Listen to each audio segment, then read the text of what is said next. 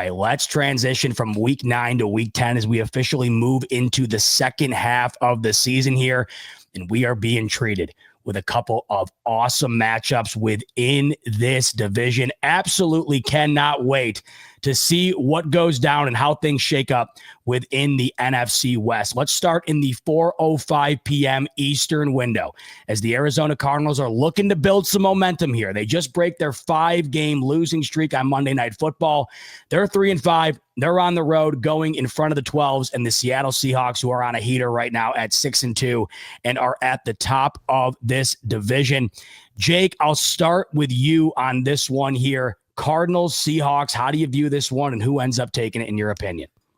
Man, I wish the Cardinals were going up against a team that they could just definitely win, because I'd like to see them get on a roll. I am going to pick Seattle in this one. Like I said, I think they're the second best team in football, but I think it's going to be an exciting game. I look at 34-24, kind of leaning towards like a 27-24 game, and then Seattle gets a late score to kind of take over the game. But I just think Seattle's so hard to stop, and then you're going to be at Lumen Field. So, I think the Cardinals are going to compete in this one, and it will be close because it's a division rivalry, but I'm going to take Seattle, unfortunately, Mike. I am expecting Walter Nolan to have a sack just because Brandon, I don't know what Brandon's going to do if it happens. So, the football gods will make it happen. That's how it works. One more reason to tune in next week to see Brando's reaction to whether or not Walter Nolan gets after Sam Darnold. Jesse, will the Cardinals get after Seattle, or do they improve to 7-2, remaining at the top of the NFC West? Why have a sack when he can force a strip sack fumble to win the game? No, I'm just joking. That's not going to be. Listen, I actually do think that this game's going to be closer than maybe most people would think. Division games are always tough. You never know how they're going to go. I think this is two pretty good defenses right now. Seattle Seahawks offense is absolutely humming as well, but I think this one's going to be tight. I'm going to go 23-20. Seahawks. I am curious, though, with Jones not being there, he's the signal caller on defense. I wonder if Jacoby Brissett can get some things done over the middle. So, I'm interested to see what happens over there, but I still think Seattle has more than enough to get this one done. And I agree with Jake. I think it's unfortunate because the Cardinals could go on maybe a little bit of a run, but I think it's going to be halted here against the Seahawks. In the battle of Brandon and Mike, I'll start with the leader in the clubhouse, and that's you, Brandon. How do you view this one against Mike's Cardinals on Sunday afternoon? Jesse and Jake are some smart men, I'll tell you. Geniuses. My Seahawks. How about a division where all 4 teams have a plus differential? We might be looking at one of kind of the all-time type seasons for a certain division and how we're doing right now. But that's not about what this is the case on. Can we win this game? Yeah, I think we can win this case. I think it's going to be a close game. The last one was pretty close, and the Cardinals have gotten healthier defensively since that moment. I think Jacoby Brissett's a tougher quarterback to deal with than Kyler Murray, who, as I've said multiple times on this channel, I think Mike McDonald understands exactly how to play that particular quarterback. Jesse just mentioned the middle of the field, and I think regardless of Ernest Jones, that is a spot within the Hawks defense that you might be able to find some headway on, as they are going to tend to protect somewhat to the depth of the field. So the intermediate passing to the middle of the field, especially with the Marvin Harrison, Wilson starting to come on for the Cardinals too with Brissett there. A lot of that's going to be really the big key in this game. I think the Hawks got to continue to stay committed to rushing the passer and blitzing them and sending the stack fronts. But I just think that we're playing too good. And Rashid's going to be active in this game. And the Cardinals in the first game decided to double GSN in the first half all the way through. Second half, they let off the double team. He had almost 100 yards and a half. I'm guessing that they're going to want to try to draw those double teams over there. But now with Shaheed out there, are you going to be willing to do that? So I do think it's a close game, bit back and forth, but I have our Seahawks taking it 25-17, as I just think that we're rolling along and humming in all 3 phases, and the Cardinals are still kind of somewhat finding themselves. Mike, your Cardinals, they found something on Monday Night Football to get their 3rd win of the year. Can they find a way to do it again against Brandon Seahawks on Sunday afternoon?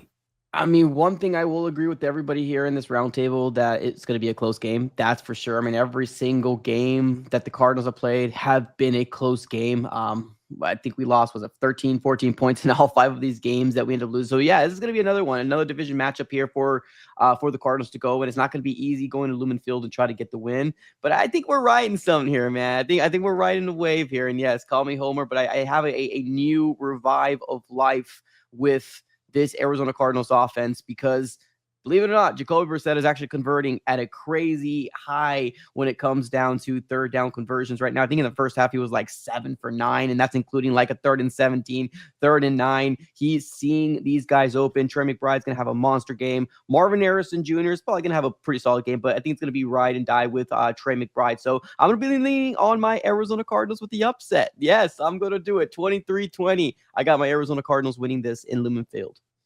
The confidence has been reinstilled. Yeah, damn right. Good on you, Mike. The confidence is back. Stand on business, Mike. Stand on business. I love it. All right. The Rams, 2 losses on the season. One of the 2 came at the hands of Jesse's 49ers. The last time these 2 teams went head-to-head, the fellas were in person for Thursday Night Football at SoFi Stadium. It was an electric game. It was a wild game. It was a game that went to overtime. It was a game that the Niners pull off the upset in. Now they reset the deck. They go to San Francisco. They play again. The 6-2 LA Rams, the 6-3 San Francisco 49ers. A lot on the line in this football game. If the Niners win, they're 7-3 with 2 wins over LA. And now you got to start to wonder, man, can San Francisco really make a run towards winning this division? Meanwhile, for Jake's Rams, they lose the last time out. Many Rams fans feel like they should have won that football game and it slipped away. If the Rams win this one, they're right on the heels continuously of the Seahawks, making strides towards that 1 seed. It's a massive game here in Week 10. Brandon, I'll start with you here. Rams, Niners, who takes it this time around? Well, I think Brock Purdy starting ahead of Mac Jones is disconcerting if I'm a 49er fan on this one, because that doesn't give me as much hope with Brock not necessarily operating this offense contextually as on time as Mac has. Not just Mac being the hot hand, but as Jesse's mentioned many times over, it's how he's executing this offense in the way that it was designed to be executed.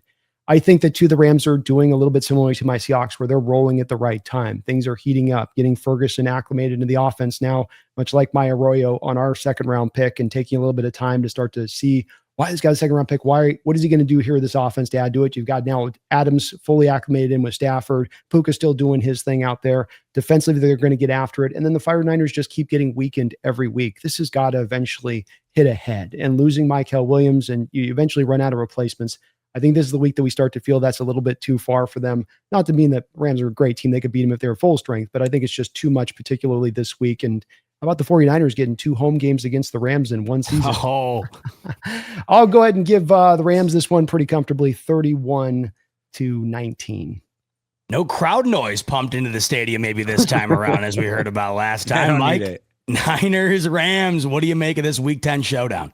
Oh, it's like we all forgot that we were all meeting together, and we all saw the injury report for the 49ers, that they had a grip of list of a receipt of all these people that weren't going to be in this game. And guess what? The 49ers still pulled it off, because there's something about the Kyle Shanahan and Sean McVay. It doesn't matter who's on there. They somehow find a way to win. Now, of course, this is going to be a good game. I'm going to keep my eyes on this as well, especially if I have some sort of sliver of hope for any division race myself. But honestly, I'm leaning on to the guy that always takes down Sean McVay. I'm going with the 49ers. I leaned on the Rams when I was at the event, and I feel snake bitten. I'm not going to go against the 49ers when you go against them anymore. Sorry, Jake, but I'm going with the 49ers here. I'm saying 27-23 49ers. Man, Mike calling 2 upsets. He's calling for the sweep in this game. Wow. All right. Jesse, I got to start with you here, because you have winner's rights. You won the last outing. Will you win the next outing in a massive Week 10 showdown against Jake's Rams on Sunday afternoon? Jake, I got to know, is Puka playing or not? Oh, Puka's definitely playing. Okay. All right. Listen, before the season started, I picked the Rams to sweep the 49ers. Last time around, I picked the Rams to beat the 49ers up until game day, when I switched my pick. Just had a feeling that somehow, some way, the 49ers were going to get it done. I have a hard time believing that the team I picked to go to the Super Bowl out of the NFC is going to get swept by the Niners, though. I think, the Niners, a ton of injuries. It's hard, man. It's hard, because I respect the Rams so much. I think they're such a good team. I have to go with the Rams in this one. I reserve the right to change my mind. We'll see how this week goes. But right now, I'm going to go with the Rams. I'm going to go 24-23. Rams get it done. It was 26-23 last time in overtime. The Niners won it. Jesse, I alluded to it earlier, so I got to ask you now. I've asked you this every week. Is it going to be Mac Jones yet again, or are we going to see Brock Purdy this time around? Dude, I've been saying Brock Purdy for 3 weeks in a row. At this point, listen, if Brock Purdy practices again for a third straight week and doesn't suit up, then he just shut him down, man. Shut him down. Does he have that this thing going down with the Cardinals? Is it a little bit that same thing where it's like, no, he's taking a little bit extra long time on this. We're just being real careful. I honestly don't know what the hell is going on. The whole thing is like a lot of 49er fans are trying to defend it by saying, well, it's just, injuries are different and it's a turf toe and it's really tough. It's like, I don't disagree with that. I'm not sitting here saying that Brock Purdy isn't tough or isn't injured or any of those things, but I don't understand why then practice, because when they played in primetime against the Falcons, the report came out in the middle of that game that Brock Purdy, if he just steps wrong, could really be back at square one and trying to rebuild and get that toe healthy. And then 2 days later, he's back out on the practice field. It's like, well, you think you can only step wrong when you're playing in games? So for 2 straight weeks, he practices, but he doesn't suit up in either one of those games. If he practices for a third straight week and doesn't play, I don't know how to explain that. And if it's so bad, then why are you out there risking it in practices, but you're not risking it in games when you're the $53 million franchise quarterback? It doesn't make any sense to me. Jake, you've said with full confidence, this LA Rams team is the best team in the NFL, and they've surely played like it, and they've looked like it. And I know you feel that they could have won that last game against the Niners. It's one of their only 2 blemishes on the season. Will they right their wrongs in Week 10, or will yet another blemish appear on their record at the hands of San Francisco? Yeah, I just think it's gotten to the point where, San Francisco, they'll probably make the playoffs, but it's just gotten to the point they have lost too many players. Not having Fred Warner is just going to be way too much to overcome, in my opinion. He did a lot of incredible things when I went back and I watched that tape. I mean, he was sensational. Dare I say best player in the division? Maybe, just throw that out there? No? Okay, all right.